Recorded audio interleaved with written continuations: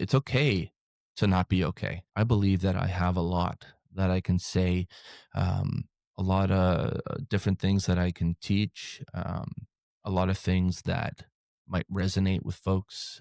Again, from sexual abuse to toxic work environment to um, dealing with anxiety and depression, mental health, creative outlets, travel, all of these things. I think people are wanting real, raw access to real, raw people, and I hope that's what I'm going to give on this podcast. Good afternoon, everybody.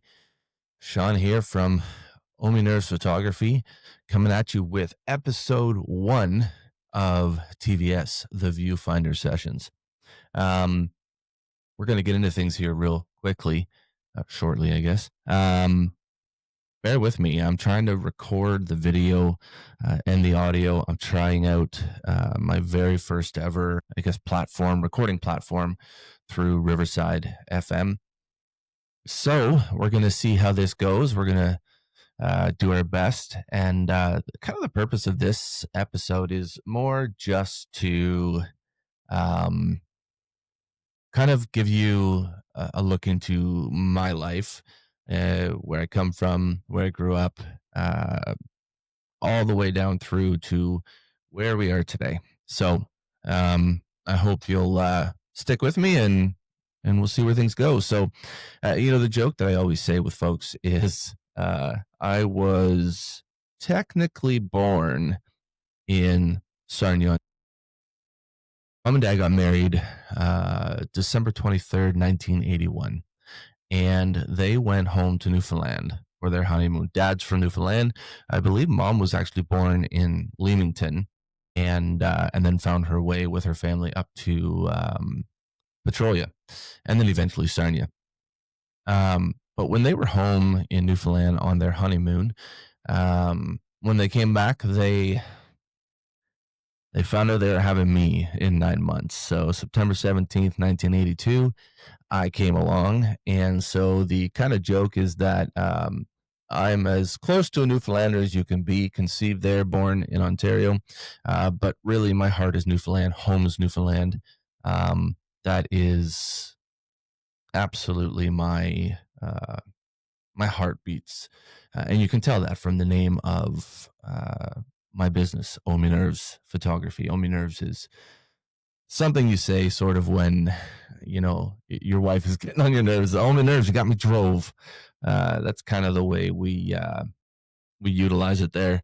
I was raised in Sarnia, Ontario. Um, Grew up when I was quite young. Dad was on the ships in the Great Lakes.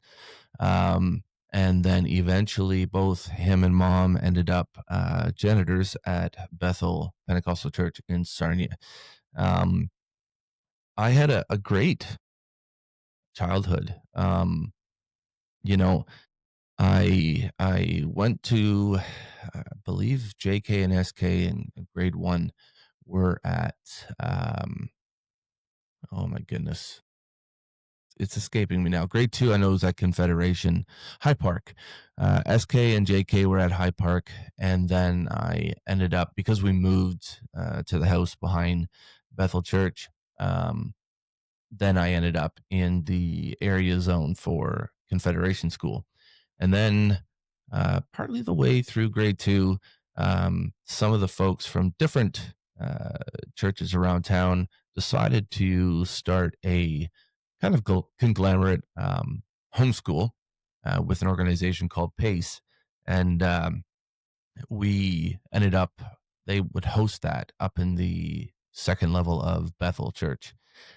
So then I was homeschooled from basically part of grade two all the way up through grade eight.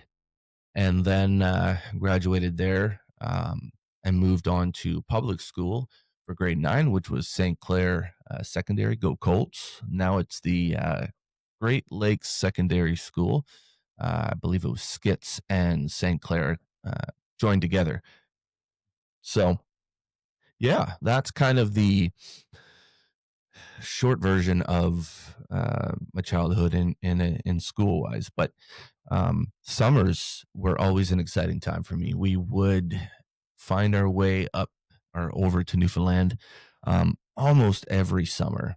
I got to spend my summers there anywhere from, I think it was about 4 or 5, maybe even 6 weeks. I can't remember. Mom and dad would correct me on that, but at least a month we would typically spend home in Newfoundland. And um, some of my first girlfriends were there.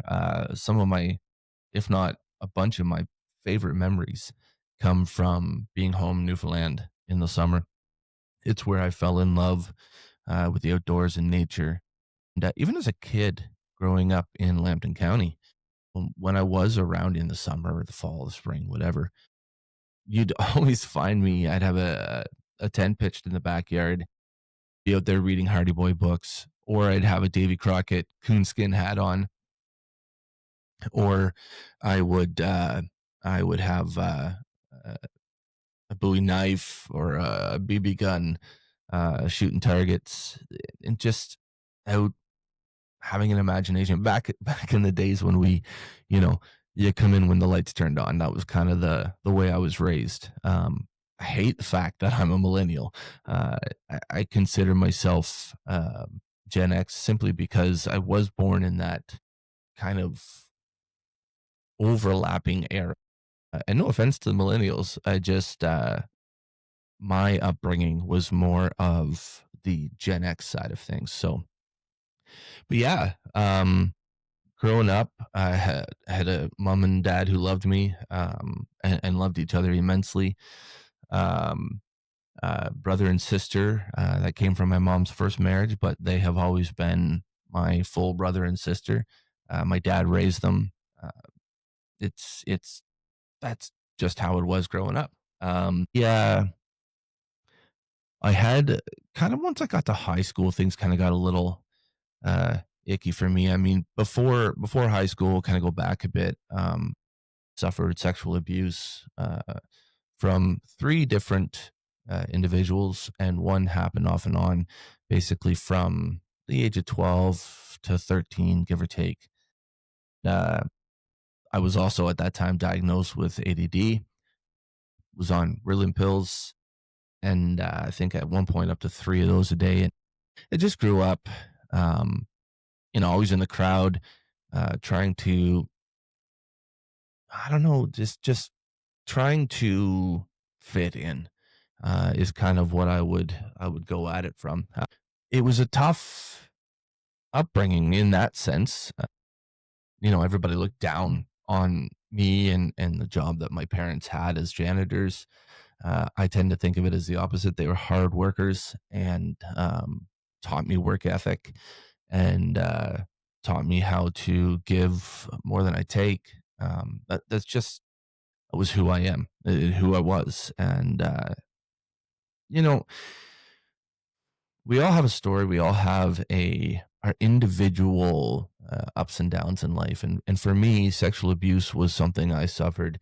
Bullying was something I suffered in a major way, and but at the same time, I had a family that was loving and loved me, and spent a lot of time, like I said, out in nature, and so that kind of set, I think, the foundation for where I would go in the rest of my life.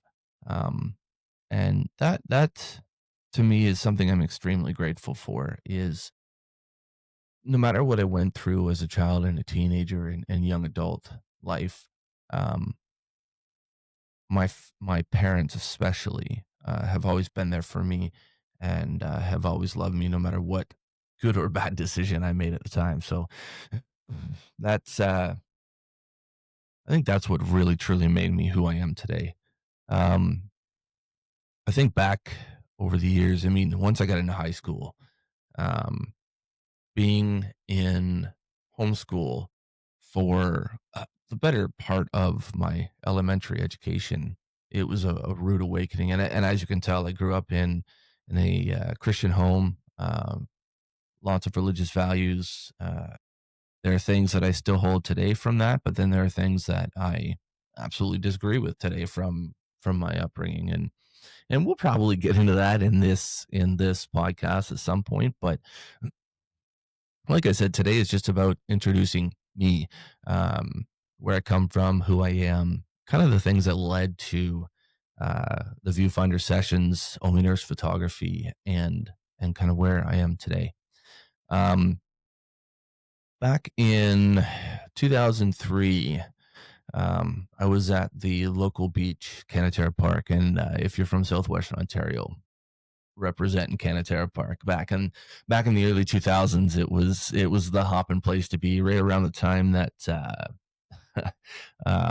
Fast and Furious came out, we had our own kind of Fast and Furious crew. Everybody had their cars and vehicles souped up, and it was just a fun time to be a teenager slash young adult. And one day, June 2003, I was with a friend, Ida. Shout out to Ida.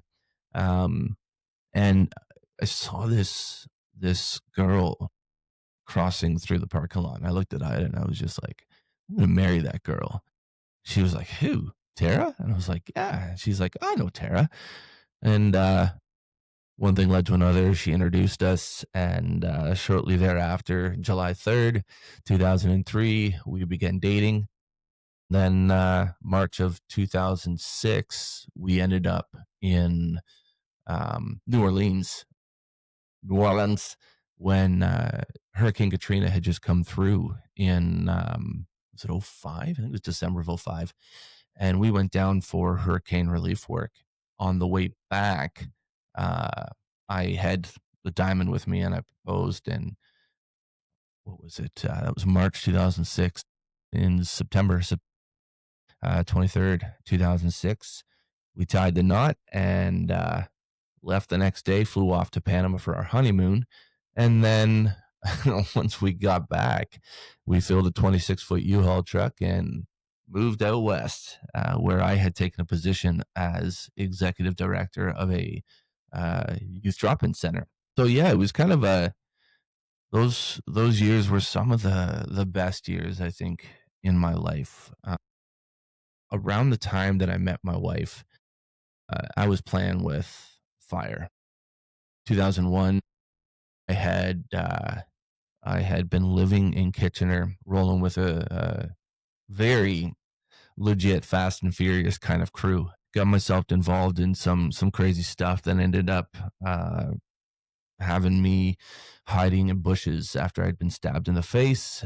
And shortly after that, I moved home and tried to start to kind of pull my life together a bit. And it was around that time that I met Tara. And I say to this day that if I had not met her, I'd either be dead or be in jail. And so that was kind of a, I guess, a life altering moment uh, in my life at that time. I love you, babe. You did save my life, and you were the best thing that happened to me. So, yeah, and we got married, moved out west. We were out west for about 3 years. People always ask me as a photographer, but also as a uh, someone who likes to travel. I think it was 2019, just before COVID. I had hit my 30th country. I never started traveling until 2001. 2001, I went to England for 2 weeks, and then got the bug. Ended up with the same organization that I went to England with. I ended up in what's called a STEP program through Operation Mobilization over in Africa, West Africa. I spent 2 months there. I think I hit 7 African countries. We basically did from Gabon all the way up through to Ghana and every country along the way. Um, Again, this was kind of like a missionaries trip. We worked with orphans. We worked with orphanages, homeless folks, lots of different programs in the community through the local churches. But that kind of gave me the bug for travel. And and then after that, I mean, things just kind of kicked in. And like I say, 2019, I hit my 30th, 29th or 30th. I think it was the 30th country. Uh, Man, what a ride I've had from then. But people always ask, what's your favorite place that you've traveled to? And to this day, uh, there are lots of amazing places. I've been to the Arctic Circle, Lapland, Finland. I've been to Sweden. I've been to um, Tallinn, Estonia. I've been to Italy, France. Tara and I's 10th year anniversary, we spent 3 weeks basically backpacking, taking the trains and whatnot from Venice all the way down to basically the Amalfi Coast. Um, I've been to, like I said, 7 or 8 African countries: Cuba, Mexico, Belize, Honduras, um, 44 of the 48 lower states, all 10 provinces, and the Northwest Territories. So I've been kind of all over the place. And to this day, when we moved back from Alberta, we kind of made the decision that, look, we're moving home, we're going to start a family. We don't know kind of what's going to happen, career wise, family wise. um, are we ever going to get back out west? So we're here, let's make the best of it. So we took every dollar that we had saved, um, hired movers to move our stuff back to Sarnia, Ontario, and loaded up our 2008 Honda Civic to the Lego block, and decided to kind of vagabondish, nomadish, make our way back home to Ontario. We kind of somewhat planned, but kind of drove every day. And as we got close to the evening, we looked for a campsite near us. That was the only thing we kind of really planned, was we're going to camp as much as we can.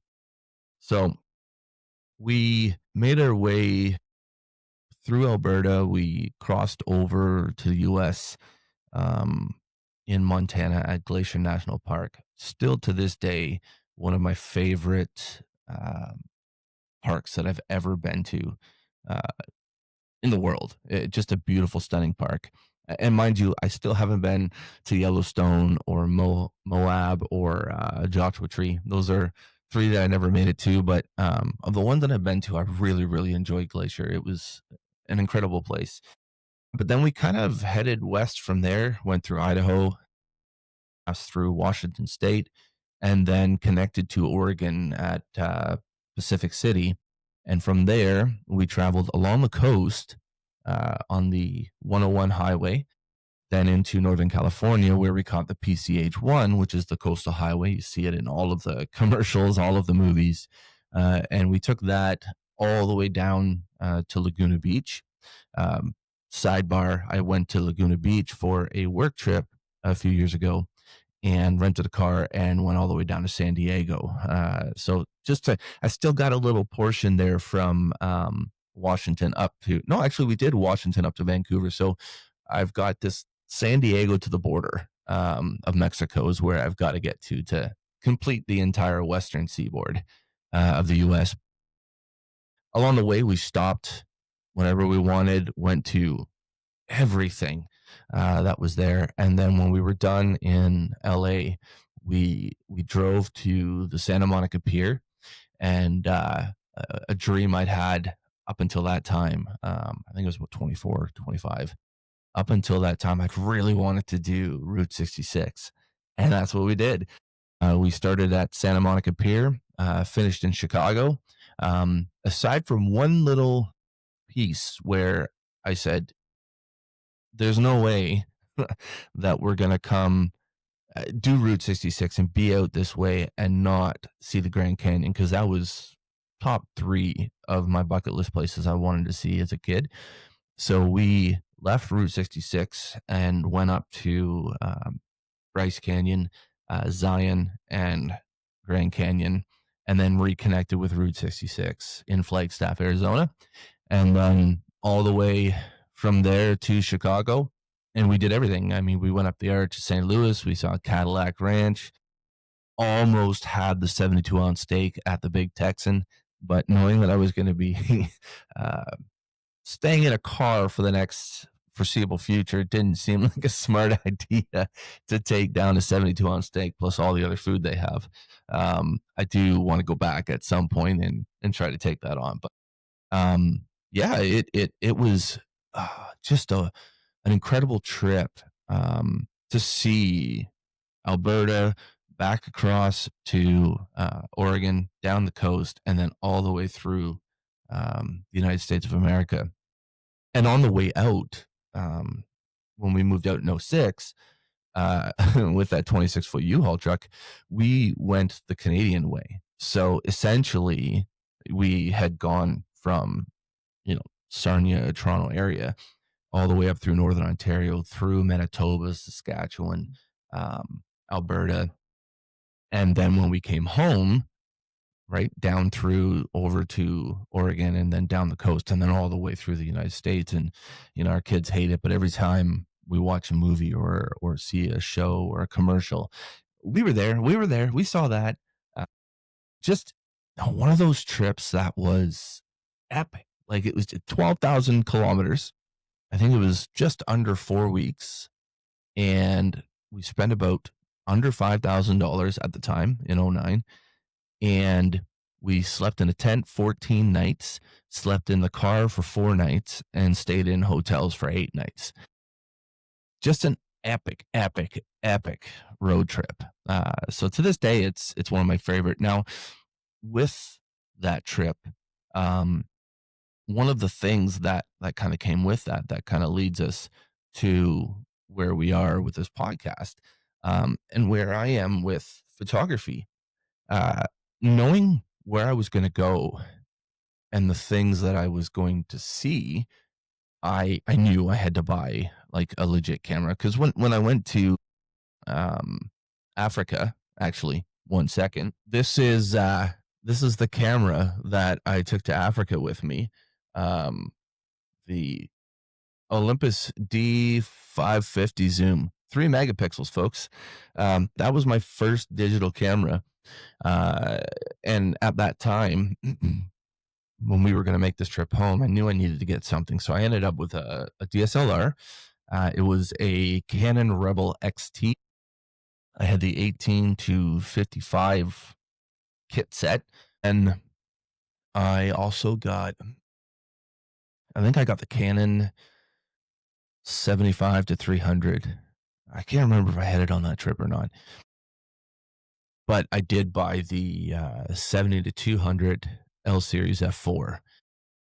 And that was the gear I basically brought with me on that trip.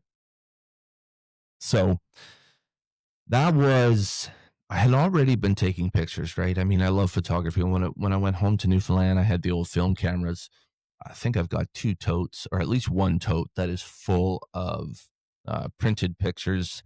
I still got negatives from stuff that I had printed. I've even got rolls, I think, that I haven't even had um, processed yet. So that when we went to Newfoundland, I would take photos when I was with friends and family, and we'd go out whale watching and I'd take a photo with my film camera. I loved it. Kind of just the motto of Omi Nurse Photography is capturing moments, creating memories, and that was kind of in the back of my head why I had a camera. But when we decided on this trip home, I knew I needed something a little bit better because I where I was going. I knew I was going to see some stuff. So, looking back now, I mean, it was pretty good gear for your first real kind of setup. But yeah, that's where it really I started to kind of really pay attention to what I was doing back then. I was shooting in JPEG. I was shooting in auto. Um, Again, I'll interrupt right here. If you're a photographer watching or listening to this and you're new, you're a beginner, no matter what anybody says, you shoot in what you're comfortable in shooting. If you want to get better, if you want to go the professional route, yeah, you got to learn how to shoot in manual and you got to shoot in raw. But it doesn't have to define who you are. You're not some schmuck just because you don't shoot in manual and raw. And any photographer out there with any kind of heart and any grain of salt would never say you must shoot raw and manual. Um, yeah, you're limited if you don't, but you don't have to unless your goal is to print your work, get into galleries, go into contests, and go down that road, then you definitely at some point are going to have to learn post processing. You're going to have to learn how to shoot in raw and how to shoot in manual. But back then, I didn't know my hand from my feet, and so I shot in auto and I shot in JPEG. Um, but kind of fast forward to we moved home, '09, kind of got our feet under us, started careers. Tara had a career in the insurance industry out west. When she moved home, she had a couple of connections and kind of moved right into an insurance job here in Sarnia Lambton. Um, I kind of was in between, not knowing really what I wanted to do with my life, and I had a couple of different jobs at that time, but read The Wealthy Barber. Shout out to my father-in-law. He gave that the Wealthy Barber book uh, to me when we got married. I read it, uh, and David Chilton is an amazing guy. Got to meet him a couple of times uh, through my own journey. But that book was a real good kind of. It was good for our marriage and for my understanding of finances and married life with finances. But long story short, I got a job with State Farm in 2010. I'm a go getter. Anybody who's watching this, anybody who knows me, you give me an inch and I'll take a mile, and in the best way, not in a bad way. And so that first job, the owner, 2 months in, I was like, how do I get this license and how do I do that and how do I get to a position where I can own my own agency? Long story short, he fired me 2 months in because he was basically worried that I was going to use him, get all the training, get all the licenses, and then go out and do whatever I wanted. And I could say a lot about that. I'll leave it there. But the funny thing was, is well, I guess not funny at the time, but the day he let me go, he said, I'm going to let you go today. I was going to let you go tomorrow, but I know you pick up the keys to your new home, and I wanted you to have the time to be able to do that. So this guy fires me on the day that I'm taking keys to the very first home that my wife and I have ever purchased. Um, Stress? Yeah, it was a trying time. We lived off credit cards for the first 2 months of owning a home. I spent the next 10 years trying to recover from that.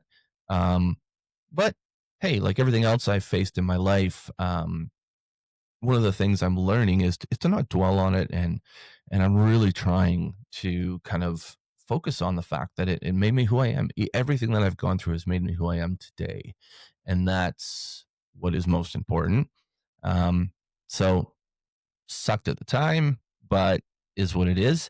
I ended up getting a job not too long after and spent 15 years in that career. We'll get to that in a second. But in 2011, we welcomed our first child, Ethan. He is now 14. Holy smokes, where does the time go? I always say to people, you don't know the value of time until you have a child. And all of a sudden, you're like, 14 years has flown by. And then 2014, 3 years later in August, we had our daughter. Funny story. When Tara and I were talking about kids, she wanted like 4 or 5 or 6 kids, and I wanted like 10. I know. Hold on. Hold on a second. Dad has 13 brothers and sisters. I grew up around a lot of family. It's uncles. I had, I think it's 41 uh, um, first cousins on dad's side alone. Oh, I loved the big family aspect. We got married. We had our first kid, and I was like, I think I'm good. I think I'm good with what I've got. Um, Obviously not totally true, but once we had our daughter, we had the $1 million family, and we just said, you know what, we're good. I think my wife would have, well, not think, I know she probably would have went 3, but just where we were in our careers in life, it just didn't kind of make sense or fit the lifestyle that we had at the time, and so we kind of capped it at 2. But at the same time, we got our first pet when we were out west. Tucker passed away in 2019 at 11 or 12 years of age, and and then in 2020, about a month before COVID hit, we got Nash, our Boardor, which is a border collie lab mix. Um, via from Texas via Tennessee and Mississauga through fetch and release. And that's kind of been the last, 2010 to 2025. Two kids, a cat, and then a dog. And then we bought our first home in 2010 on Paget Street here in Corona.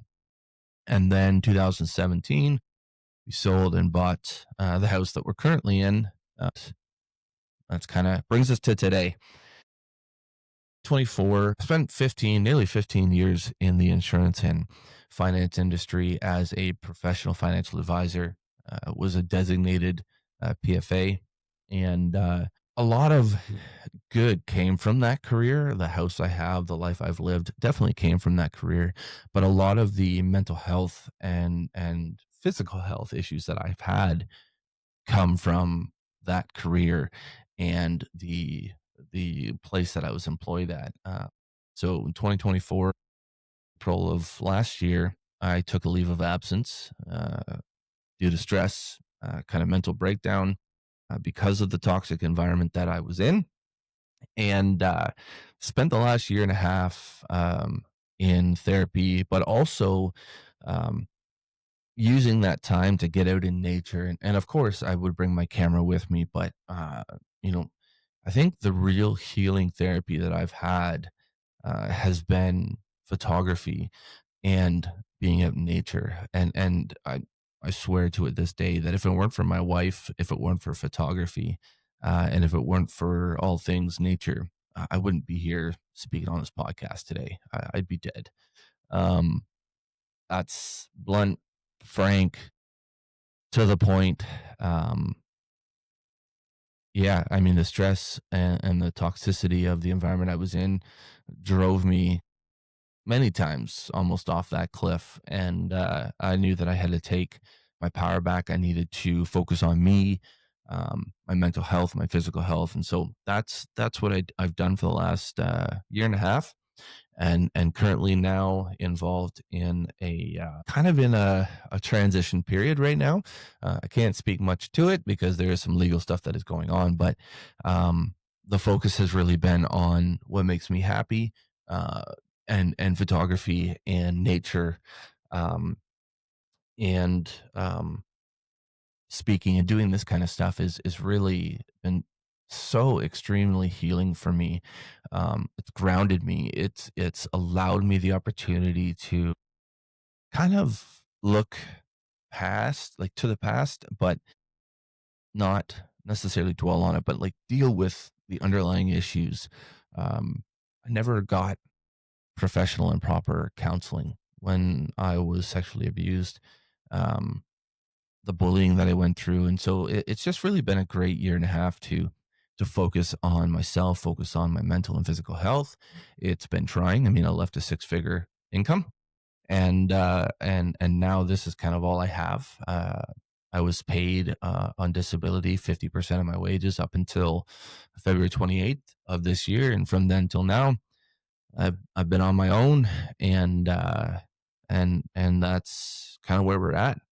But in this time off, taking that deep dive into my therapy, diving that much deeper into photography over the last 5, 6, 7 years, I've upgraded my cameras. I now have a Canon R7 mirrorless.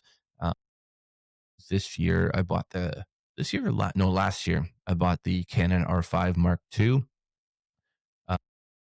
RF 100 to 500, RF 16, and then a bunch of other little lenses and DJI drone and actions and GoPros and different things. And again, thanks to getting that stuff while I was working. So now um, that I've been through this kind of healing process and that I've kind of dove headfirst into all things photography, it's kind of exploded for me over the last, let's say, last 4 or 5 years.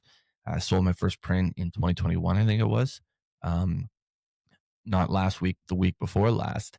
Um, I took a group of six up to Churchill, Manitoba, on a photography expedition in partnership with North Star Tours. Shout out to Remy Allen and his crew, and stayed at the White Whale Lodge, and saw 61 bears with them, and got to show them Churchill, the people of Churchill, the history of Churchill, and we'll talk a lot about my work in the Arctic so far, and how much I love Churchill, um, the ecosystems that collide up there, the incredible history with the indigenous communities up there, just so much up there, and a lot like Newfoundland for me. Um, but yeah, over the last 5 years, I've gone from this hobby to now selling prints. I have a speaking tour. I have a book that I'm in the process, two books actually. One's my life story, and one's tied to my project, Arctic Frontiers Life at the Edge of a Changing World. And that project alone has a 2026 calendar. I'm writing a book for it. I'm trying to take the footage that I've filmed and create a documentary um, with it. I have a speaking tour. Last night I did a Zoom presentation to the um, Ontario Field Ornithologists, OFO for short. Their northern group. I did a presentation to them. Um, I've spoken all over southwestern Ontario so far. I have bookings as far away as Ireland. I'm doing a Zoom presentation to Ireland next year. Camera group in Galway, I think. Um, Traveling to the GTA, and then I also have a gallery tour where I'm right now just in southwestern Ontario. But next year I have bookings out in the GTA, and I hope to take this across the country eventually, as well as my speaking tour. Um, it's all kind of sharing this, not the lengthy version of this, but my journey um, as a person, my struggles with mental health, travel, uh, my love and passion for nature and photography, and using my platforms to shine a spotlight on conservation, um, mental health, and creative outlets, and all of those things kind of intertwining together. So yeah, that's kind of where we're at today. And anyone listening or watching, I do have 6 spots open for October 20th to the 26th of 2026 to go up to Churchill. And I'm looking at opening in 2026, hopefully, if everything goes right, one or two more trips up to Churchill at different seasons for the beluga whales in the summer. And I'm also looking at starting expeditions to Newfoundland, my down home expedition. So stay tuned. You can find all that stuff on the website, www.ominervephotography.ca. Um, and continuing to work on this Arctic Frontier project, the book, the documentary. I'm hoping to work with Frameworks Media. Corey Leckie over there is got all the video from my first trip. I got to send him some more, and then we're trying to secure funding. Cost a lot to do the editing and to publish it, produce it. Uh, so if you're out there looking to sponsor, if you're out there looking to be a part of something amazing, shout out, give me a shout out, and DM me, email me, uh, whatever way you can get a hold of me, and let's chat, because once we have the funding, we can start the actual production of it and producing of it. And once it's done, our plan, if we're happy with the end result, we are going to put it into as many film festivals as we can. And the goal of Arctic Frontiers is, yeah, to shine a spotlight on conservation with the polar bears, especially, and the melting sea ice. But it's also to focus on the ecosystems, the marine ecosystem, the boreal forest ecosystem, and the Arctic tundra that all collide up in Churchill. Um, but one of the main features that I'm still really wanting to focus on, and it takes time. You need to build connections and relationships, but I really want to focus on the indigenous community up there. Um, that sometimes just kind of gets left behind, and that's a path that I've been on over the last year or two is reconciliation. I've always had an interest in indigenous culture. Over the past year, I got a certificate, kind of equivalent of a college certificate for Canadian Indigenous history and cultural sensitivity. Um, I've also got my certificate as a wilderness survival instructor, which had a good, healthy basis in um, Indigenous culture and ways to approach survival in the wilderness. um, so it's something you'll hear me talk a lot about. I really have a heart for reconciliation and learning and growing as a privileged white man, um, and how I can be an ally to our indigenous community. So yeah, that's kind of all where we are right now. I have some copies of the 2026 calendar left, so if you're interested, hit me up. You can e-transfer is the preferred way, simply because there's no fees that way. But it is available on my website along with all kinds of other stuff. And if you're listening to this podcast or watching, um, and you're looking for art, you want to buy a print of some sort, ask me. I've got thousands of images. It isn't just what you see on my online shop. I'm continually trying to add things to the shop, but I have OMNP merch. Hopefully, at some point soon here. Well, you can see here's one of my hats. Um, I've got shirts, hoodies, hats, whiskey glasses, wine glasses, uh, toques, you name it. I've got it on the OMNP side, but I also want to get some TVS, the Viewfinder sessions merch as well. I'm also looking for help to create art for the kind of the not just the episodes, but like I want to artwork that I can use, kind of like OMNP for merch and stuff using TVS or the Viewfinder sessions. So if you're out there and you're looking to partner, and you want to work with me, hit me up and let's chat. I'd love to find something really unique and cool and different. Um, but yeah, that's coming along, and we're coming to the close here. I did want to talk about a couple of other things, kind of the future of this podcast. Um, this is 43 minutes, I think we're at right now. Um, just kind of introducing me from childhood to now, just surface level. This is who I am. This is what I've kind of gone through. This is what led me to photography. This is what has led me to this podcast. And what's the future of the podcast? So, if you've watched the trailer that I put out a few weeks ago, if you've been paying attention on social media, I think the long and short of it is this is a photography podcast first and foremost. Um, but as a photographer, uh, I do a lot of traveling. Um, I'm in nature a lot, and as a photographer myself, photography being a major point of life-saving healing and therapy for me. Um, I feel that fits. I feel that I need to talk about mental health, um, and travel. So it's going to be kind of photography meets travel meets mental health, and that's kind of the goal. The themes of each episode are going to be surrounding these. Sometimes it might just be all about an expedition, right? I want to do a series here, or an episode, and try and get all of the folks that came with me on the first inaugural expedition with OMMP Polar Expeditions.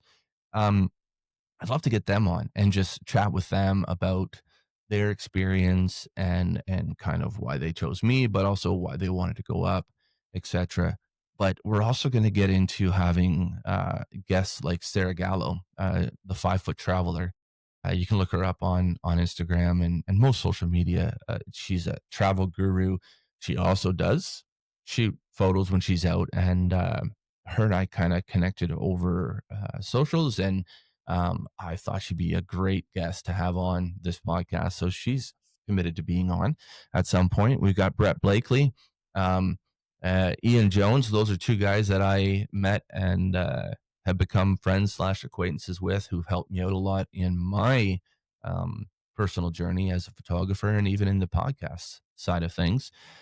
Both incredible photographers, and huge shout out to the Photographer Mindset podcast run by Seth Macy and Aaron Mantis. Incredible guys who had Brett and Ian on, and someday maybe I can have Seth and Aaron on as well. But um, that's something else you're going to see from me. Uh, it's not a competition. The Photographer Mindset (TPM) I listen to as religiously as I can. Um, I've learned so much from their podcast, and what they do over there is completely amazing. And I think if you're listening to this or watching this, get over there, follow, like, subscribe. Same thing with here. Um, Everybody has a different take. Everybody has a different story, and I really, really uh, have enjoyed listening to their podcast. And I'm not gonna lie, I'm probably trying to steal some of the stuff that they've done because they're so successful with it, and they've helped me along this journey. And so, big shout out to Seth, Aaron, TPM. But yeah, we're gonna have Brett and Ian on. Um, Incredible guys. Ian has actually worked with, oh my goodness, what's his name? Mr. Beast. Um, Brett has done some ridiculously incredible photography, does a lot of work with Airbnbs, and other amazing things. So I'm excited to have those guys on at some point. Rebecca Clark, aka Izzy Collective. She's a phenomenal photographer on Instagram, and again, all the socials. Kayla Walton, believe Kayla, correct me if I'm wrong, but I think you're based out of Yellowknife. Uh, we're gonna have Maxime on, Polar Bears International on. Big shout out to Vanguard Photo. They are kind of the unofficial sponsor of this episode. Um, Jay Hathaway has been incredible to me. I've worked with him on behalf of Vanguard Photo. They approached me a couple of years back to be a brand ambassador. When you hear me talk about Vanguard gear, it's not because I'm an ambassador. It's not because I have discount codes and I can make a percentage back. Um, the main pieces of gear, you can kind of see it over there. I have my photography bag and my original tripod. I bought their gear long before they asked me to be a brand ambassador. Um, so I love the fact that we have that relationship that was based not in becoming an ambassador and then giving me all kinds of free gear, which they have, and I am super grateful for that.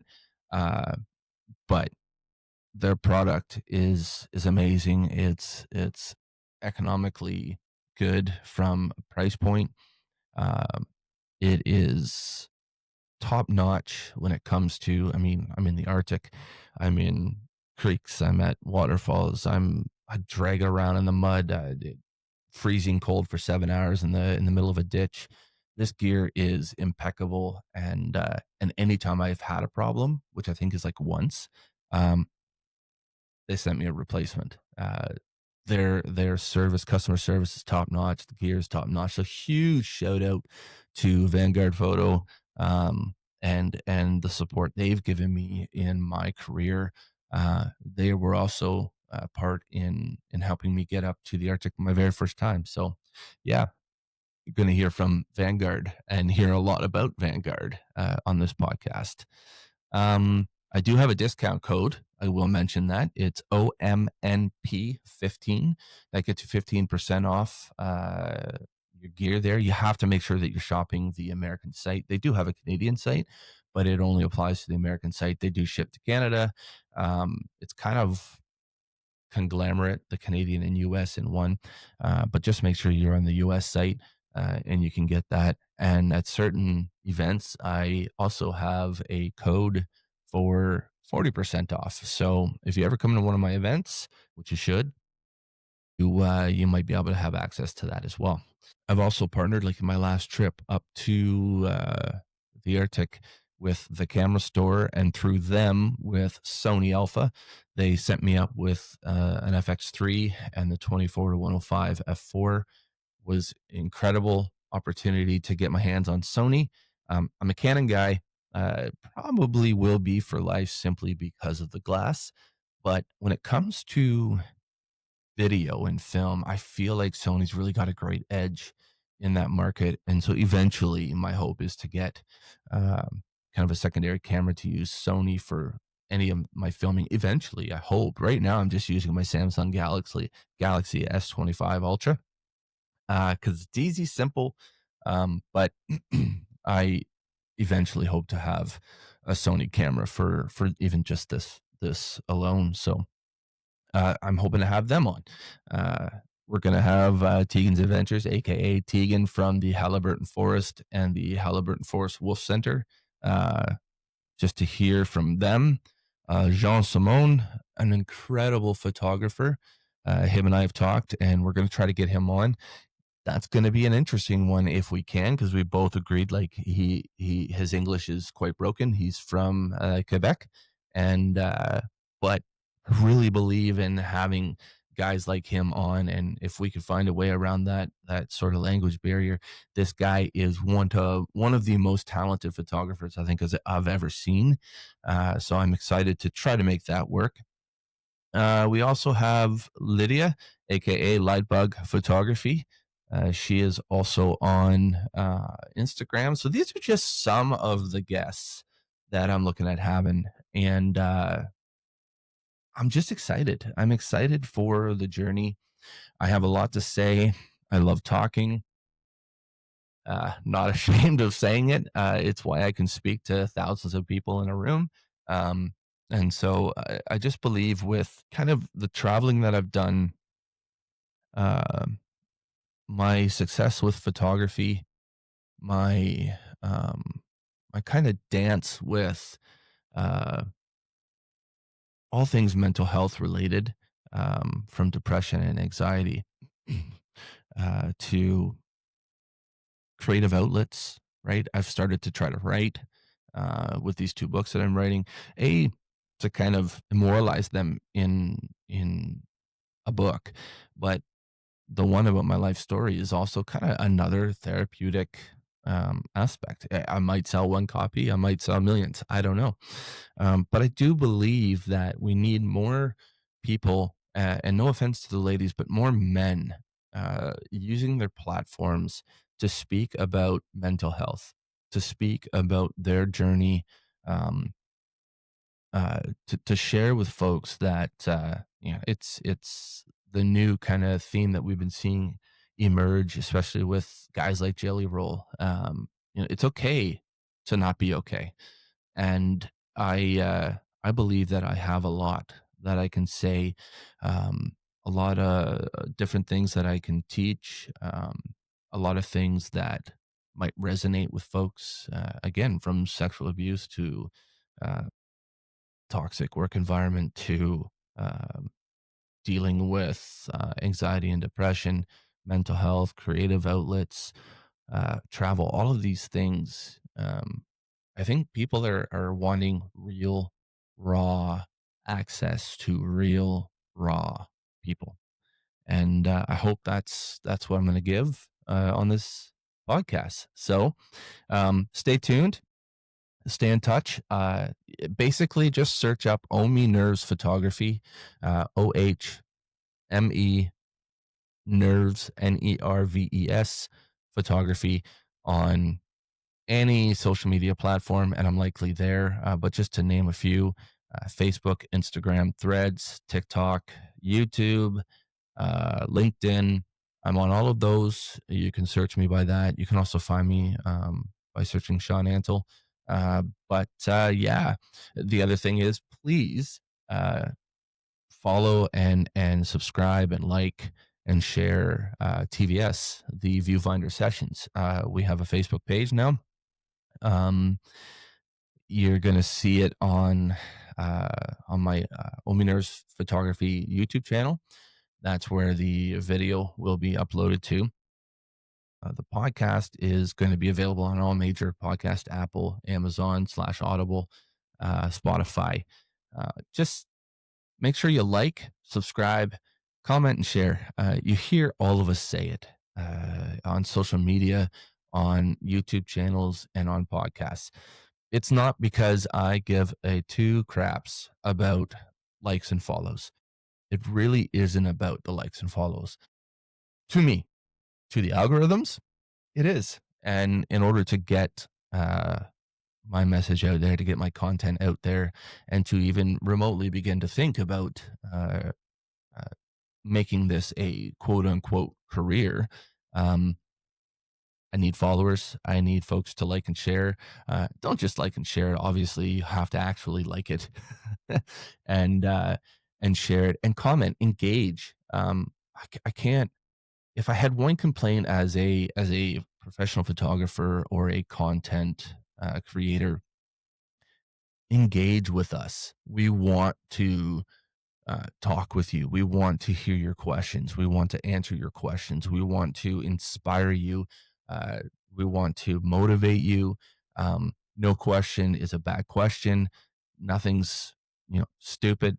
Just engage with us. And I say that for all content creators and for all photographers, videographers, everybody that's out there right now hustling to earn a living doing this. And so, yeah, that is what I would ask of you. And you can like I said, find me on most socials. Hit up the website. I'm trying to stay on top of if I'm going to be speaking or at a vendor show or something like that. I try to put it up on the events aspect, but the online store's there. I have events there. You can book me for speaking right from the website. And yeah, stay tuned.